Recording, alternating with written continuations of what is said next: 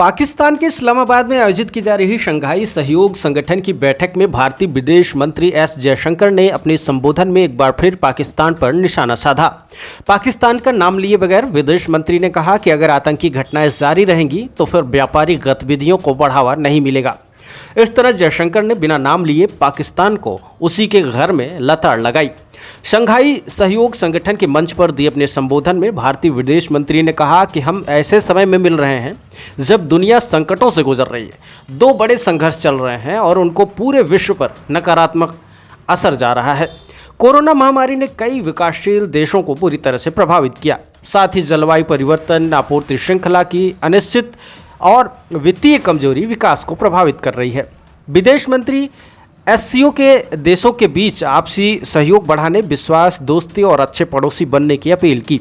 उन्होंने कहा कि एससीओ संगठन के सामने आतंकवाद, अलगाववाद और कट्टरपंथ से लड़ने की साझा चुनौती है। पाकिस्तान को लताड़ लगाते हुए विदेश मंत्री ने कहा कि अगर विश्वास की कमी या सहयोग पर्याप्त नहीं है, दोस्ती कम हो गई है और अच्छे पड़ोसी की भावना गायब है, तो निश्चित रूप से आत्मनिरीक्षण करने की आवश्यकता है। साथ ही यह तभी संभव है जब हम पूरी ईमानदारी से चार्टर के प्रति अपनी प्रतिबद्धता की पुष्टि करें। तभी हम आपसी सहयोग और प्रतिबद्धता के फायदों को पूरी तरह से महसूस कर सकते हैं। यह सिर्फ हमारे फायदे के लिए नहीं है। दुनिया आज बहुत ध्रुवीय की तरह बढ़ रही है और वैश्वीकरण और पुनर्संतुलन ऐसी वास्तविकताएं हैं जिन्हें नकारा नहीं जा सकता। उन्होंने निवेश, व्यापार, ऊर्जा और अन्य क्षेत्रों में सहयोग के अवसर पैदा किए हैं। अगर हम इसे आगे बढ़ाते हैं तो इससे हमारे क्षेत्र को बहुत फायदा होगा। उन्होंने कहा कि विकास और तरक्की के लिए शांति और स्थिरता जरूरी है। अगर सीमा पर आतंकवाद होगा, अलगाववाद और कट्टरपंथ होगा तो फिर व्यापार, ऊर्जा, कनेक्टिविटी और लोगों के बीच आपसी संबंधों को बढ़ावा देना मुश्किल होगा। उन्होंने कहा कि औद्योगिक सहयोग से प्रतिस्पर्धा और श्रम बाजार का विस्तार हो सकता है। छोटे और मध्यम उद्योगों के बीच सहयोग से रोजगार के अवसर पैदा होंगे। बड़े नेटवर्क से औद्योगिक समुदाय को फायदा होता है। आपसी जुड़ाव नए रास्ते खोलते हैं। लॉजिस्टिक एक बड़े बदलाव से गुजर रहा है।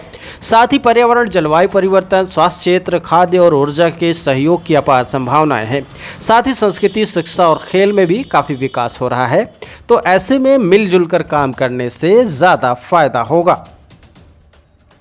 विदेश मंत्री ने भारत सरकार द्वारा शुरू किए गए वैश्विक अभियानों जैसे international solar alliance, mission life, आपदा प्रबंधन और पर्यावरण के क्षेत्र में किए जा रहे कार्यों की भी एससीओ से आगे बढ़ाने की अपील की। उन्होंने कहा कि योग और मोटे अनाज को लेकर भारत सरकार की पहल से पर्यावरण को बहुत बेहतर करने में मदद मिलेगी। साथ ही global biofuel alliance, international big cat alliance से जैव विविधता की सुरक्षा की जा सकती है। भारत में हमने डिजिटल इंफ्रास्ट्रक्चर की अहमियत को प्रदर्शित किया है। साथ ही हमने महिला आधारित विकास के प्रभाव को दिखाया है। आपको बता दें कि एस जयशंकर पाकिस्तान में जिस तरह से अपना पक्ष रखने में कामयाब हुए हैं, उससे साफ तौर पर जाहिर है कि अंतर्राष्ट्रीय स्तर पर भारत बेहद मजबूत होता हुआ दिखाई दे रहा है और मजबूती के साथ अपना पक्ष रख रहा है।